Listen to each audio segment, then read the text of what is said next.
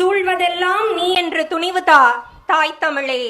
நின்னை நான் வணங்குவதும் நீ என்னை வாழ்த்துவதும் அன்னை மகற்கிடையே அழகு இல்லை என்பதனால் உன் புகழ் வளர்த்து வரும் நீ அன்போடு அரவணைத்து காத்து வரும் தமிழ் மக்கள் வாழியரோ. அன்பின் உருவாய் அறிவின் இருப்பிடமாய் அமர்ந்திருக்கும் நடுவருக்கும் சான்றோர் பெருமக்களுக்கும் என் பணிவன்பான முதற்கண் வணக்கங்கள். வாழ்க்கை வளம் பெற உதவுவது கண்ணதாசனா இல்லை வாலியா? இருவருமே ஆகச் சிறந்த தமிழ் கவிஞர்கள்தான். ஆனால் என் மனதிற்கு கவிஞர் கண்ணதாசன் ஐயா என்றால் சற்று நெருக்கம்தான்.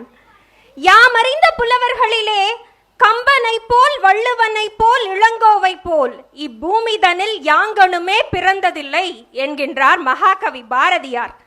கம்பனுக்கு பிறகு வள்ளுவனுக்கு பிறகு இளங்கோவிற்கு பிறகு மகாகவி பாரதிக்கும் பிறகு இந்த கவிதை சிம்மாசனம் எம் கவியரசர் கண்ணதாசன் ஐயாவிற்கு மட்டுமே சொந்தம். 5000ற்கும் மேற்பட்ட பாடல்கள், 232ற்கும் மேற்பட்ட நூல்கள். எங்கிருந்து தொடங்குவேன் கண்ணதாசன் என்னும் மாபெரும் சகாப்தத்தை?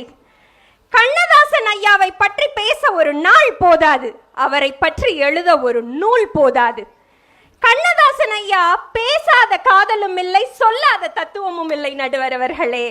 அதனால் தான் அவர் இறந்த பிறகு கூட ஒரு கவிஞன் தன் பாடலில் இவ்வாறாக எழுதுகிறார்: கண்ணதாசனே கண்ணதாசனே வந்துவிடு, என் காதல் கவிதை வரிகளை கொஞ்சம் திருத்தி கொடு. எங்க கண்ணதாசன் ஐயா மாதிரி காதல் பாடல் எழுத இன்னொரு கவிஞன் பிறந்துதான் வரணும். அவர் காவியத்தாயின் இளைய மகன், காதல் பெண்களின் பெருந்தலைவன் நடுவர் அவர்களே.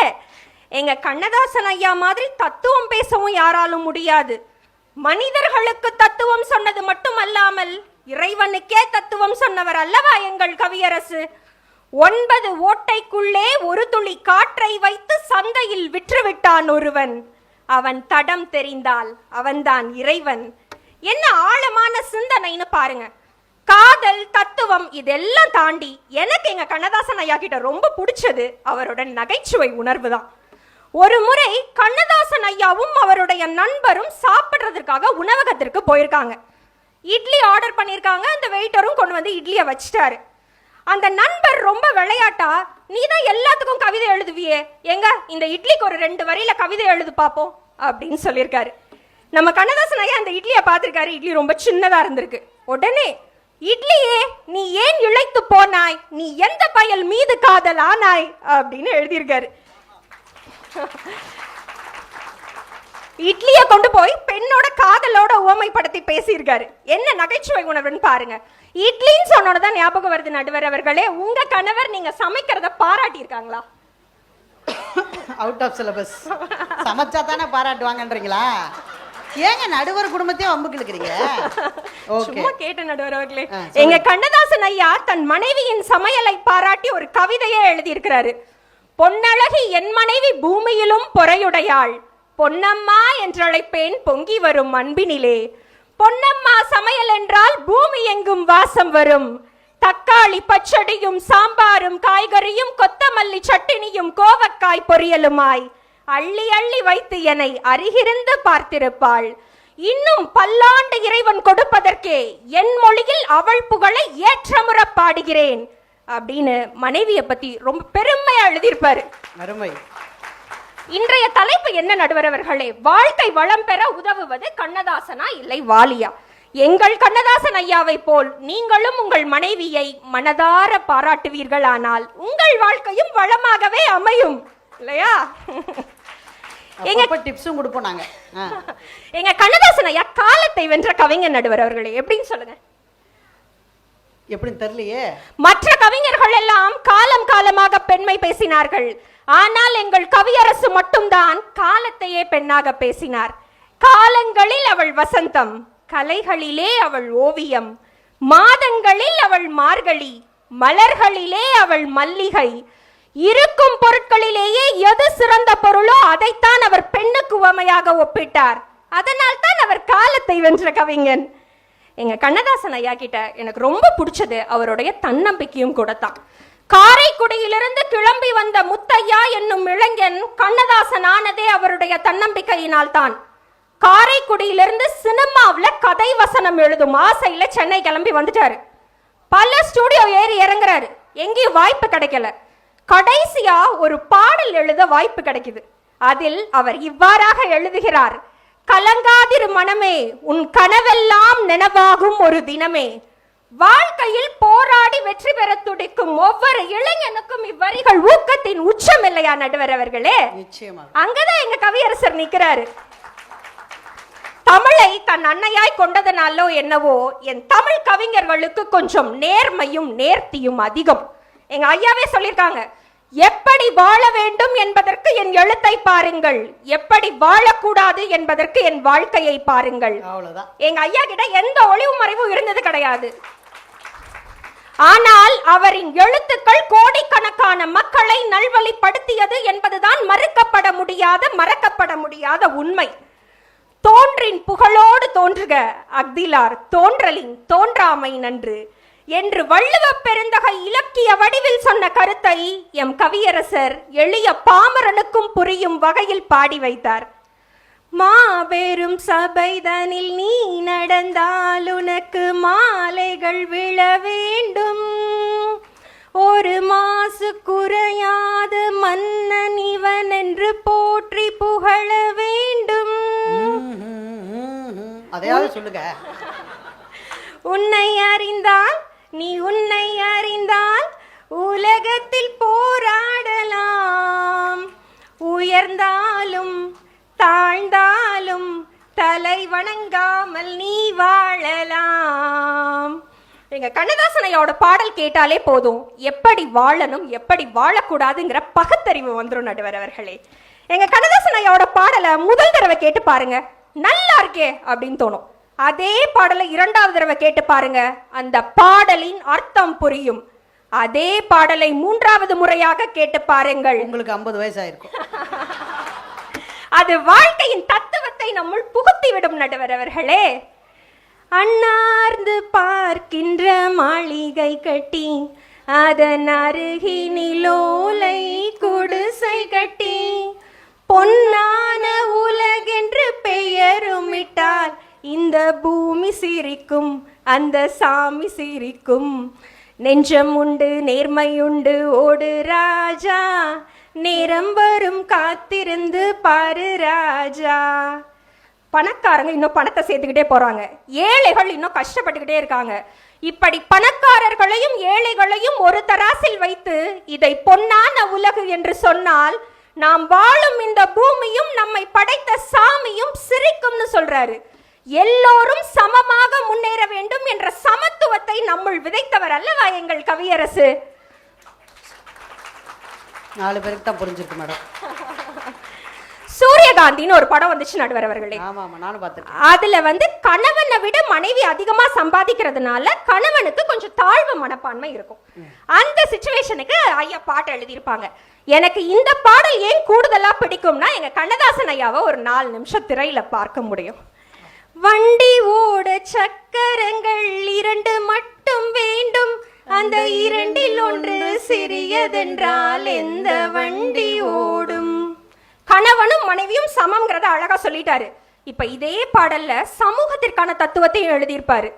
உயர்ந்த இடத்தில் இருக்கும் போது உலகம் உன்னை மதிக்கும், உன் நிலைமை கொஞ்சம் இறங்கி வந்தால் நிழலும் கூட மிதிக்கும்.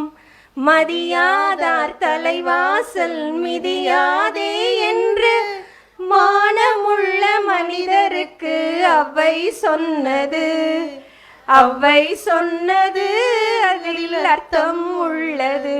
அர்த்தம் இருக்கு மேடம். இதை விட வாழ்க்கையின் தத்துவத்தை ஒரு கவிஞனால் சொல்ல முடியுமா நடுவர் அவர்களே? முடியுமா? முன்னாடி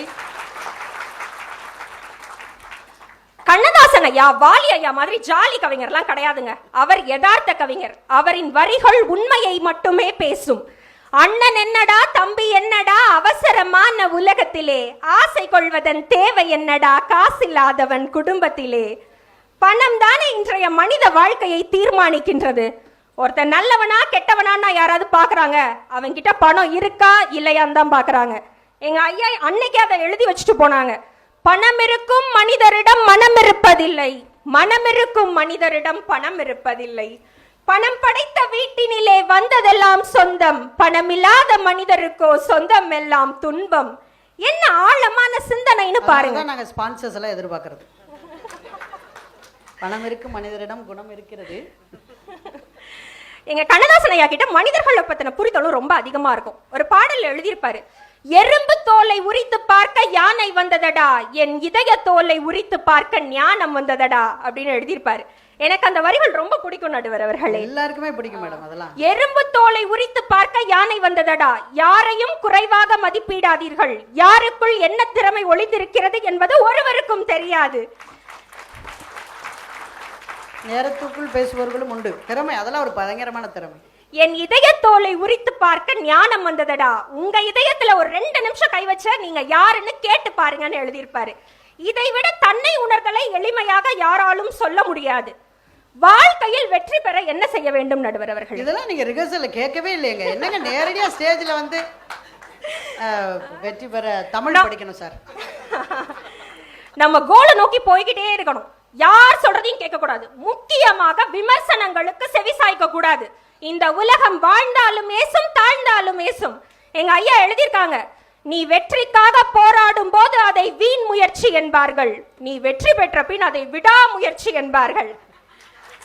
அப்படிப்பட்ட உலகத்துல தானே இருக்கும். ஆமா ஆமா, சரி பேசுது. இப்ப வெற்றி வந்துருச்சு, என்ன வரக்கூடாது? ஆணவம் வரக்கூடாது. அதற்கும் எங்க ஐயாவின் வரிகளே வழிகாட்டும்.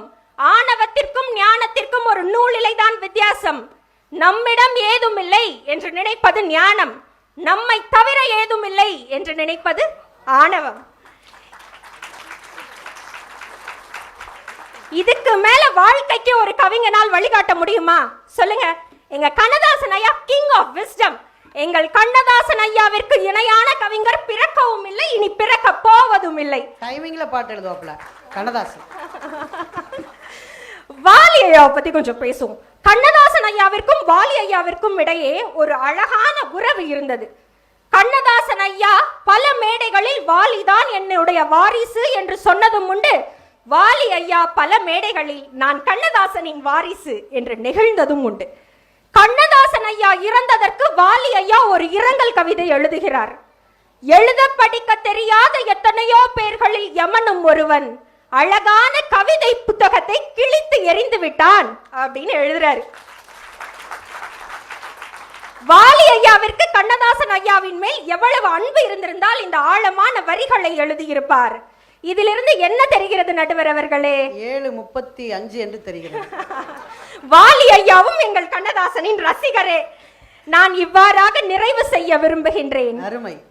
கண்ணதாசன் ஐயா இறந்த 13 ஆண்டுகளுக்கு பிறகு பிறந்த என்னால் அவரை உணர முடிகிறது என்றால் இன்னும் அவர் வரிகளுக்குள்ளே வாழ்ந்து கொண்டிருக்கின்றார் என்றுதானே அர்த்தம்.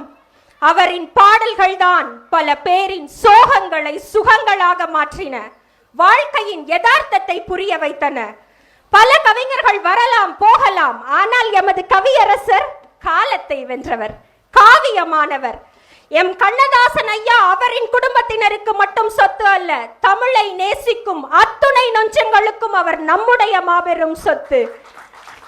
இந்த உலகம் இருக்கும் வரை அவருடைய தமிழ் பெருவாழ்வு வாழும், நம் வாழ்க்கைக்கும் வழிகாட்டும்.